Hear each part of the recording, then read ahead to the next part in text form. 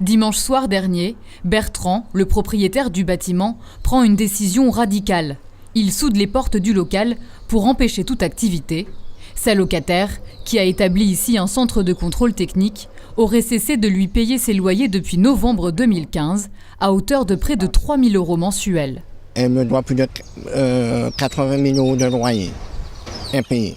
J'ai pris un huissier faire un commandement de paiement et depuis, rien n'a été versé. On lui avait demandé de verser l'intégralité des loyers à la CARPA, du moins au tribunal, donc elle ne l'a pas fait. En plus, elle était déjà en redressement judiciaire.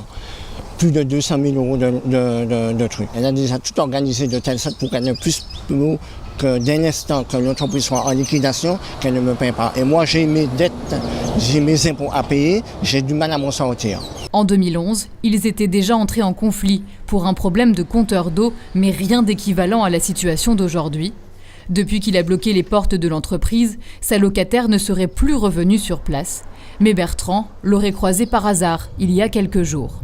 Je l'ai rencontrée dans une grande surface et de telle sorte, je lui ai posé la question, pour quelle raison qu'elle ne me paie pas. Elle m'a laissé comprendre qu'elle paye les loyers.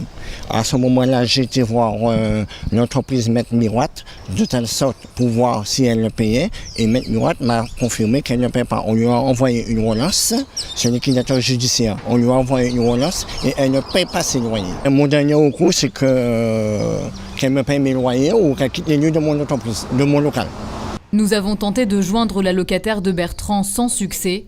Après 3 ans de procédure, il attend désormais que cette dernière accepte le dialogue pour trouver enfin une issue au conflit.